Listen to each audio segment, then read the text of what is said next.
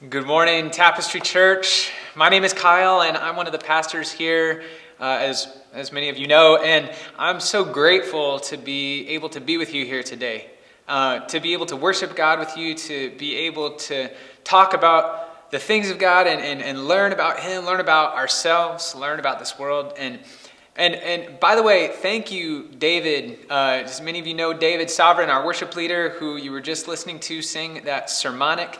If you didn't notice, sung that same song or heard that same song last week. That is an original piece by David that he wrote as a sermonic for this whole season of Lent. And we're just going to soak in it week after week right before the sermon and let it sort of take hold of us and shape us as we come to this sermon series, which, as many of you know, is called 7 Ways to Die. I know it's an intense title, but it's an intense topic. We're talking about what theologians for centuries have called the 7 deadly sins. These ways of life, these grooves that have been routed into our souls that have turned us away from God and from a flourishing life. And this morning we're going to be talking about envy. We're going to be doing it from Genesis chapters 29 and 30. So why don't you read along with me? If you want to open it up on your own Bible app or on your computer, you can a Bible. You could open it up to Genesis 29 verse 31, and we're going to be reading all the way through chapter 30 verse 24. Let's read together. When the Lord saw that Leah was not loved, He enabled her to conceive, but Rachel remained childless. Leah became pregnant and gave birth to a son. She named him Reuben, for she said, "It is because the Lord has seen my misery. Surely my husband will love me now." She conceived again, and when she gave birth to a son, she said, "Because the Lord heard that I am not loved, He gave me this one too." So she named him Simeon. Again she conceived, and when she gave birth to a son, she said, "Now at last my husband will become attached to me, because I have borne him 3 sons." So he was named Levi. She conceived again, and when she gave birth to a son, she said, "This time I will praise the Lord." So she named him Judah. Then she stopped having children. When Rachel saw that she was not bearing Jacob any children, she became jealous of her sister. So she said to Jacob, "Give me children or I'll die." And Jacob became angry with her and said, "Am I in the place of God, who has kept you from having children?" Then she said, "Here is Bilhah, my servant. Sleep with her so she can bear children for me, and I too can build a family through her." So she gave him her servant Bilhah as a wife. Jacob slept with her, and she became pregnant and bore him a son. Then Rachel said, "God has vindicated me, for he has listened to my plea and given me a son." Because of this, she named him Dan. Rachel's servant Bilhah conceived again and bore Jacob a second son. Then Rachel said, "I have had a great struggle with my sister, and I have won." So she named him Naphtali. When Leah saw that she stopped having children, she took her servant Zilpah and gave her to Jacob as a wife. Leah's servant Zilpah bore Jacob a son. Then Leah said, "What good fortune!" So she named him Gad. Leah's servant Zilpah bore Jacob a second son. And then Leah said, "How happy I am! The women will call me happy." So she named him Asher. During the wheat harvest, Reuben went out into the fields and found some mandrake plants, which he brought to his mother Leah. Rachel said to Leah, "Please give me some of your son's mandrakes." But she said to her, "Wasn't it enough that you took away my husband? Will you take my son's mandrakes too?" "Very well," Rachel said. "He can sleep with you tonight in return for your son's mandrakes." So when Jacob came in from the fields that evening, Leah went out to meet him. "You must sleep with me," she said. "I have hired you with my son's mandrakes." So he slept with her that night. God listened to Leah, and she became pregnant and bore Jacob a 5th son. Then Leah said, "God has rewarded me for giving my servant to my husband." So she named him Issachar. Leah conceived again and bore Jacob a sixth son. And Leah said, God has presented me with a precious gift. This time my husband will treat me with honor because I have bore him 6 sons. So she named him Zebulun. Sometime later she gave birth to a daughter and named her Dinah. Then God remembered Rachel. He listened to her and enabled her to conceive. She became pregnant and gave birth to a son and said, God has taken away my disgrace. She named him Joseph and said, may the Lord add to me another son. This is the word of the Lord. Thanks be to God. So may it never be said that the Bible is this fairy tale book full of sanitized stories, because this one is ugly, isn't it? This one is sad. We're not gonna, we don't have time to go into all the resonances with The Handmaid's Tale, but it's a sad and dark story of a family that is broken, of people that are broken and filled with hatred, whose priorities are out of sync and who are living in a culture of oppression. In this story, as we're talking about envy this morning, we find ourselves looking at 2 women, 2 sisters, who are filled with envy for one another. Filled with envy for one another. And in this story in particular, there's a lot to cover here, but I want to really focus in on 3 things. Systems of envy, symptoms of envy, and salvation from envy. Systems of envy, symptoms of envy, and salvation from envy. You see what I did there? Hopefully we can drill those 3 S's into our brains today. Systems, symptoms, and salvation, because all 3 of them are crucially important. We're going to start out with systems of envy, and this is important, and the reason why we want to start with this is because so often in conversations around envy, we focus only and exclusively on the inner state of the soul, on the heart of the person who's envious. And that's very important, don't get me wrong, very important. But sometimes we fail to see how the systems, the cultures that we live in contribute and exacerbate the envy that we experience. And if we want to conquer envy in our lives, we have to be able to see the ways in which the systems that we live in are shaping us to be envious people.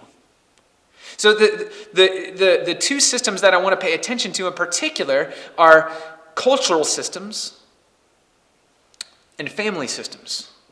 Cultural systems and family systems. The backdrop of this story includes both of those things. First, it includes the ancient Near Eastern cultural systems of polygamy and of valuing this patriarchal system that valued women based on their ability to procreate. And those 2 systems combined created a desperately toxic environment that you cannot but help think, like, this is going to create rivalry and envy. It's going to. Having multiple wives is such a bad idea for so many reasons, but I can't enumerate them all here, but you have to believe that at the very least, one of the repercussions of that, with being that we're human beings and we find so much of our identity and our value in our closest relationships, is that there is going to be an intense rivalry, a competitiveness, an explicit or at least implicit ranking system that gets created in order to know who has the love and the social status in the family. And in the ancient Near Eastern culture, that was explicit. It was explicit in this practice, this patriarchal, twisted practice of valuing women based on their production of offspring. That's why there's so much emphasis on childbirth in this passage. You were probably sick by the end of reading about all the various children and their names, and it just one after the other. There's so much emphasis in this passage because this is like the battle of the babies. All right, this is one after the next, and you're trying to figure out who is on top. Is it Rachel or is it Leah? Who is going to finish on top in this family? You see, a broken and sinful culture is going to motivate and exacerbate broken and sinful behavior. And while that doesn't excuse the behavior, it does help us to explain it. And if we want to be people who are free from the impact of envy in our lives, one of the things we're going to need to do is have eyes to see our own culture and the ways in which it is shaping us to rank ourselves and to define our identity by our comparative value with others. We might want to be patting ourselves on the back at this point because we don't belong to a patriarchal culture that values women for childbearing anymore. No, we just live in a patriarchal culture that values women for how symmetrical their face is, or how their body fits a quote-unquote ideal stereotype. Yeah, just throwing that out there. The patriarchal culture, as many of you know, still very much exists, and it still defines a ranking system based on chauvinistic values. And beyond the patriarchy, our whole economy is set up to be fueled by envy. Think about it. Advertisement after advertisement shows us images of people with bodies that we don't have, driving cars we can't afford, away from jobs that we can't get, to vacations we don't have time for. And all of those advertisements are created for the explicit purpose of motivating us to buy things in order to be better, or to think of ourselves as better or more accomplished or more beautiful or more fill in the blank than our friends and neighbors. We don't want to just keep up with the Joneses. We want to blow them out of the water. But it doesn't have to be as big as a car or a career to compare ourselves with other people. Sometimes a pair of shoes can get you killed because it makes somebody cooler than somebody else to have this pair of shoes. It wasn't that long ago that a teenager in Washington, D.C., who was 17 years old, was shot and killed for Jordan 11s that were taken off his feet after his death. We don't need elaborate cultural ranking systems. I mean, for human beings, it can be as simple as sneakers. Friends, we figure out ways in our culture to define ourselves by our comparative value in all sorts of ways, and we need to have eyes to see it if we want to be free from the influence of envy in our lives. But envy doesn't only show up in our cultural systems and practices. It also is produced and motivated by our family systems as well. You know, in the background of this story, previously in chapter 29, we read that Laban, who is Rachel and Leah's father, Laban tricks Jacob into marrying Leah. You see, Jacob loved Rachel. Rachel was apparently the more beautiful of the two, according to Jacob's perspective anyway. And Jacob loved Rachel, and he said to Laban, "I will work hard for the hand of your daughter." And through some trickery and some legalese and some fine print, Laban got Jacob to work 7 years thinking he was going to marry Rachel, and instead forced him essentially to marry Leah, a daughter that Jacob didn't love. And then work 7 more years to marry Rachel. So you see, Laban valued his daughters for the wages that they could extract from Jacob.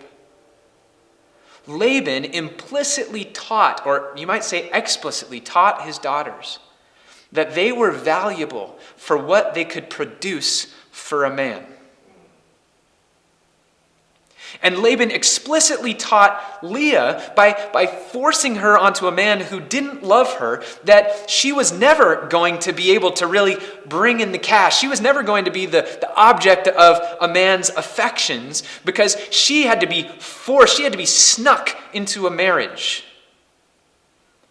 So you see, how could you not internalize that? How could you not internalize that value system for yourself?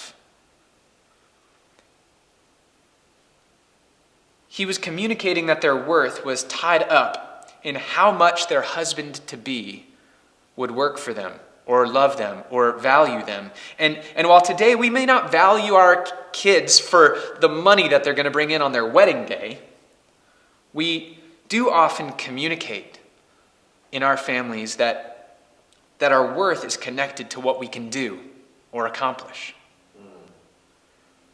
And we do that in subtle ways and not so subtle ways. I mean, in its most innocent form, we praise kids when they get good grades for how intelligent they are. Even when their brother or sister brings home B's or C's that they worked even harder to get. Or we praise kids for how talented they are in sports because we really wanted to be as talented as they are. And we teach them implicitly that their value lies in winning or in being good at music. It's in its most obvious form, maybe you have heard something from a parent or a grandparent that said something like, "Why couldn't you just be more like your brother? Why couldn't you just be more like your sister?"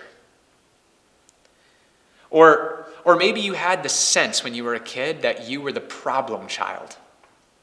Or maybe you had the sense when you were a kid that you were the good child. Where did you get that sense from? You see, all of our families, just like all of our cultures in the world, there are beautiful things about them, but there are broken things about them. And it seems like we cannot help but set up, either implicitly or explicitly, ranking systems to identify our comparative value over and against one another. And how can you not internalize that? So when our family systems communicate that our worth is somehow changeable based on what we're able to do or accomplish, we grow up with this vacuum of value that envy rushes in to fill.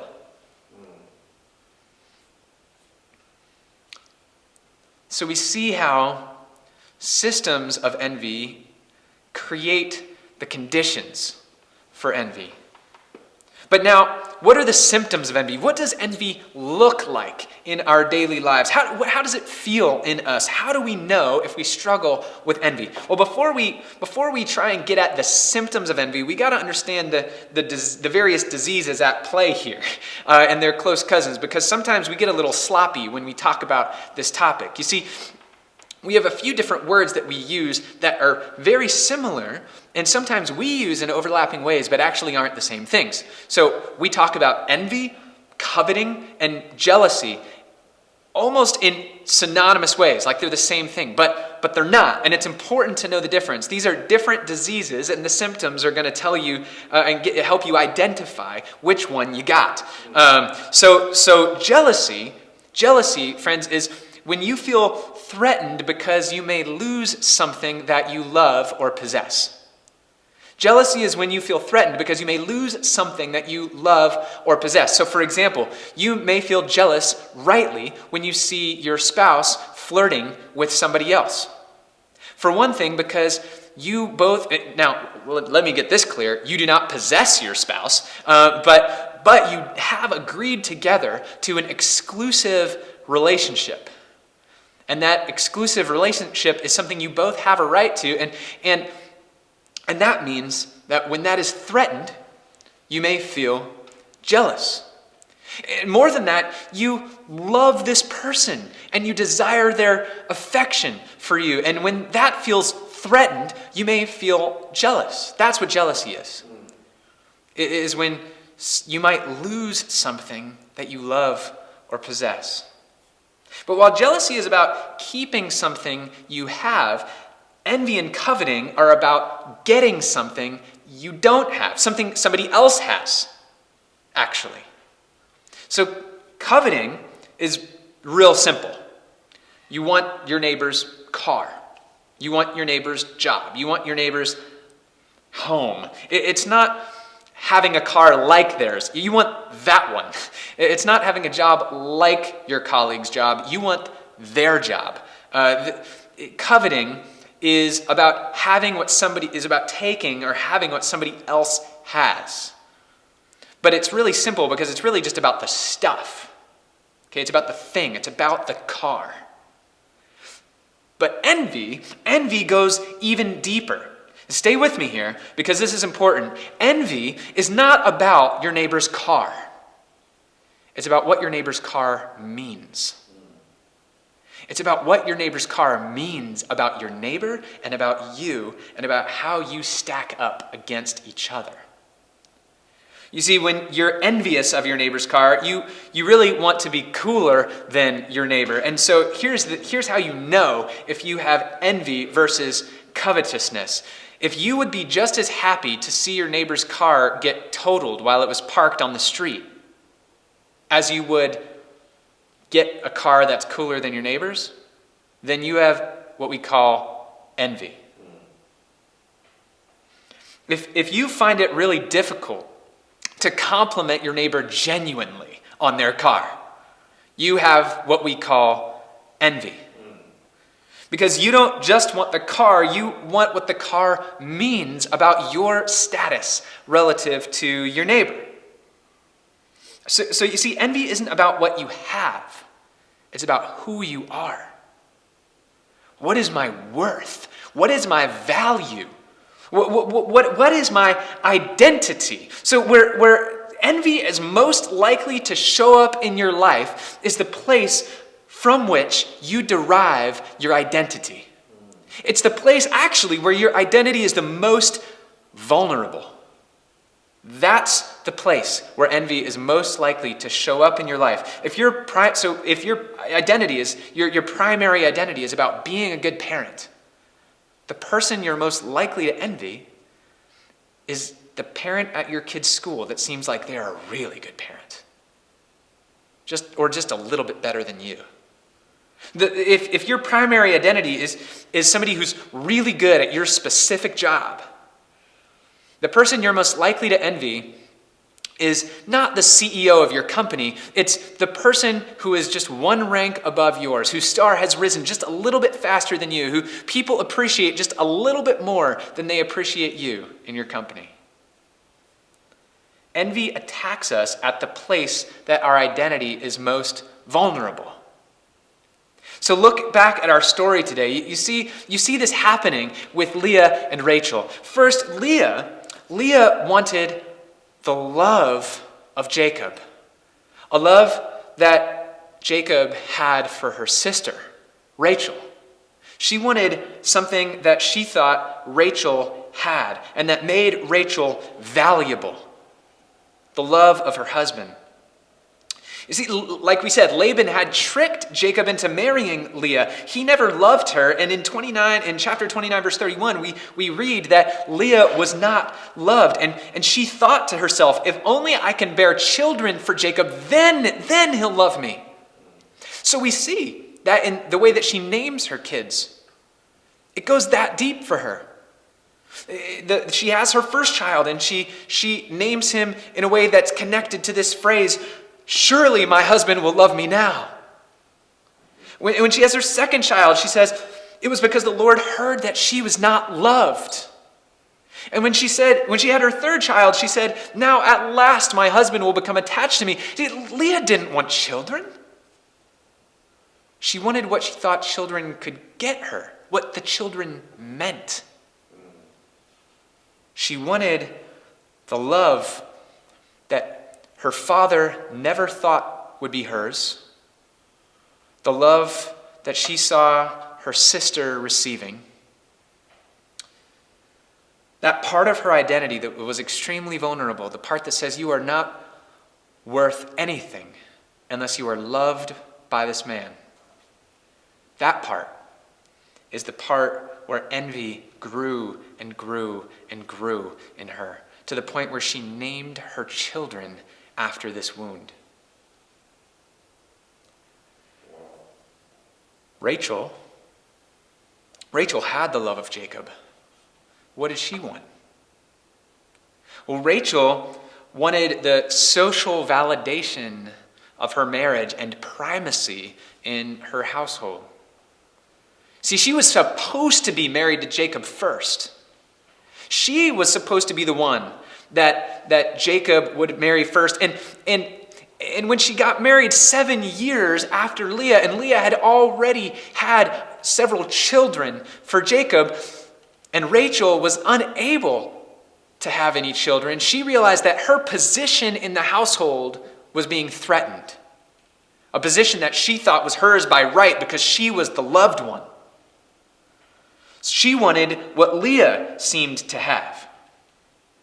And she became envious. I would say that envious is a better English translation of chapter 30, verse 1 than jealous, for the reasons we talked about before. She became envious of her sister Leah. So she goes to extreme lengths to try and outdo her sister. She gives her servant to Jacob as a proxy mother. And then she names her children after her competition with Leah. God has vindicated me. She names one of her children. She names another one after the phrase, I have struggled with my sister and won. It's a nice household, right? Rachel didn't want children. She wanted what children could get her. She wanted primacy in the household over her sister, status as the number one wife. Envy destroyed the relationship between these two sisters. It started out the 12 tribes of Israel, by the way, which are the heads of these 12 tribes, are the children that are born, these 12 children that are born in this passage. Started them out in rivalry and competition that we'll see later degenerates into selling their own brother into slavery. And we see so many of the symptoms of envy in this story. We see, for number one, we see competition. Okay, here are 5, not the only 5, but 5 symptoms of envy that you might notice in yourself. We see competition in this story. You see, the envious define their self-worth comparatively, and so they turn things that might otherwise not be a competition into a competition, like childbearing, the battle of the babies. You live with a sense that you need to excel others, that you need to be better than others. And specifically, you need to be better than that person who is in a similar situation to you, but just a little bit better or a little bit further along or a little bit more recognized than you are in the thing that you care most about. It takes something good, like childbearing, or maybe in your case, like music, or like engineering, or like being a good parent, or, wait for it, being a faithful follower of Jesus, and turns it into a competition. If you find that you're a little bit overly competitive, you might ask yourself, do I struggle with envy? Second symptom is tearing others down. We see in this passage that Leah and Rachel actually, in some cases, use the names of their own children as malicious barbs against the other person, like living, walking, talking insults against their own sisters. When you find yourself gossiping about somebody, when you find yourself even dipping into slandering somebody, when you find yourself being overly harsh or critical of another person, you might ask yourself whether you struggle with envy. Because remember, the envious person isn't just content to be successful. They would just as soon see their rival fail. Competition, tearing others down. And thirdly, a symptom would be going to extreme lengths to get what you want.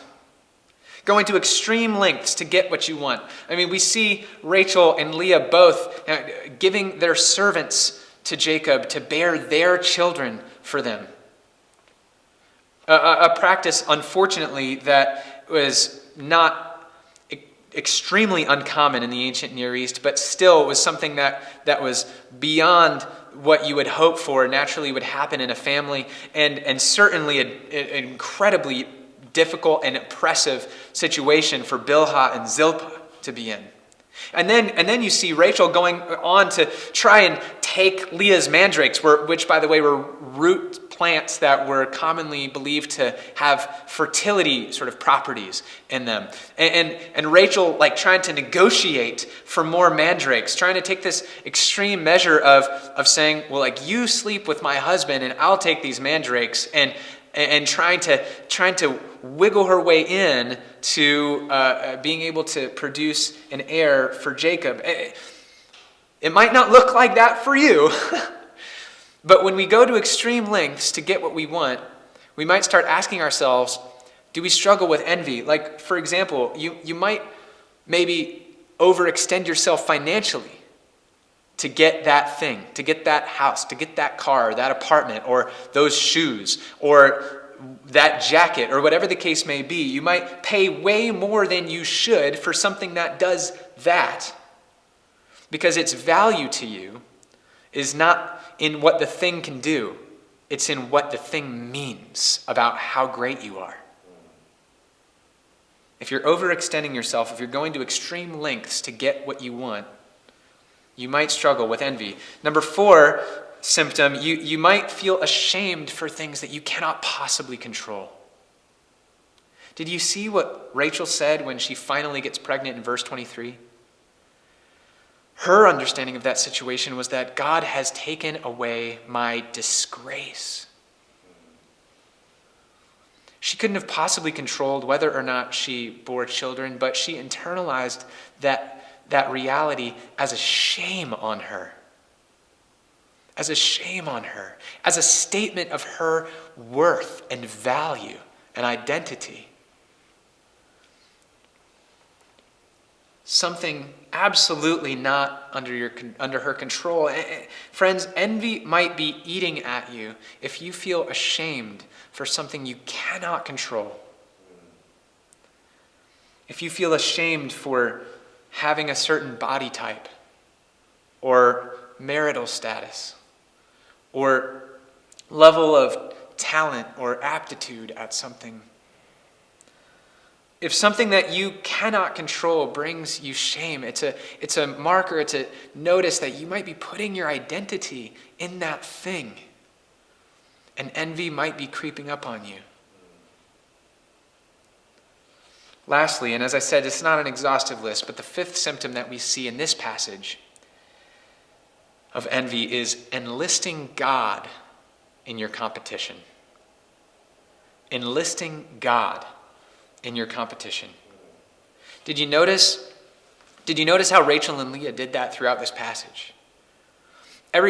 Almost every time they had a child, they named it something about what they saw God as doing in their life. But oftentimes, it had nothing to do with what the narrator of the story, what the Bible actually says God was doing in the story. It's just what they thought God was doing. Things like, God has vindicated me.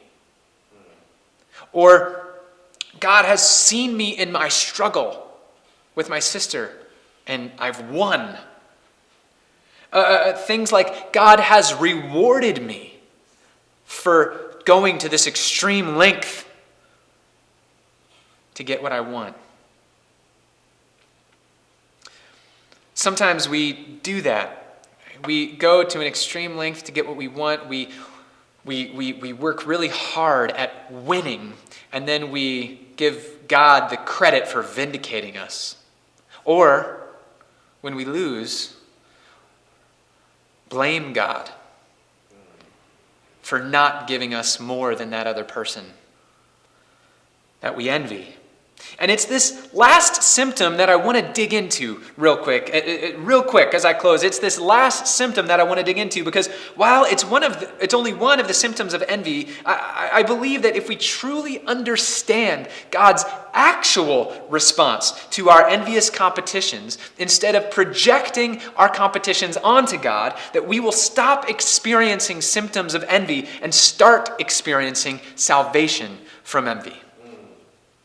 You see, we think that God's motives are tied to our motives, are connected with our rivalries and competitions and envious thoughts. We think God is rewarding us or punishing us. We think that God is vindicating us or our rival. But the truth is, when we dig down to it, when we look at the difference in this passage from what Rachel and Leah think about God and what the narrator says about God, what we realize is that while God was actively involved in their lives, God was not actively involved in their competition.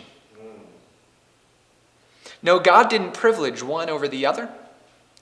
He blessed Leah with a child at the beginning of the passage. He saw her, and he had compassion on her when he saw she wasn't loved. And at the end of the passage, we see that he had compassion on Rachel and gave her a child. He wasn't playing favorites. And why does God do this? Why does God do this? It's not because he wanted Leah to have primacy over Rachel or Rachel to have primacy over Leah. It's because he saw them in their desperation and had compassion on them. He had mercy for them. He had love for them. Even while they were desperately envious and using all kinds of methods to verify their value and identity outside of him. You see, if they would have had eyes to see their children, not as tools to be used to gain a husband's love or to gain primacy in a household, not as symbols of God's vindication of their worth and value, but simply as gifts from a God who loves them and sees them in their distress and in their sin and comes for them anyway. Yeah. Oh, it would have killed the thing at the root of envy in their life. It would have destroyed that sense that they had to value themselves according to their husband's love or status in their household. It would have killed their envy at the root. You see, there's a difference sometimes between what we think about how God plays into our competitive games and what God actually does. And what God actually does, friends, is he sees us struggling. And he provides for us. He gives us good gifts. They may not be the gifts of our friends or neighbors. They may be different. But he gives them to us nonetheless. And if we had eyes to see, if we could stop looking at our money or our talent or our career or our success or our spouse or our children or our looks or whatever the case may be as something that makes us worthy or unworthy, and we started looking at every good thing in our life as a reminder of the love of God for us, friends, it would kill envy at the root. It would help us to see that we don't have to struggle against anybody else because our identity is not in our comparative value with other people. It's in the love of God. Even while they were envious, even while they were struggling with each other, God remembers Rachel. He sees Leah. God loves them both. They didn't even get over their sinful envy before God blessed them. And friends, we see that. We see the reality of the fact that God doesn't just treat Rachel and Leah that way, but he treats you and me that way. We see that ultimately in Jesus Christ. And we read that while we were yet sinners, Christ died for us. Do you know what that means? Friends, that means that the Son of God, the one with the most enviable position in the universe, took the form of a servant. He took the form of a servant, and in fact, he went beyond that. He took the most unenviable position of all time on the cross of Calvary. And he died for you and me, to have a relationship with him, to have a relationship with the Father, to show us that you are so valuable that the creator of the universe would come and bring himself low and even die for you. If it took the death of the very Son of God to save you, how valuable do you think you are? Friends, when you believe that, when you let that reality soak into your life, and I know it's not a one-day thing, it's not a one-moment thing, it's a practice over time. But as you let that soak into your life, it'll kill envy at its root. It'll cause you to die to that part of yourself that says you are only valuable in comparison with others. And it'll lead you to a free life of contentment in Christ.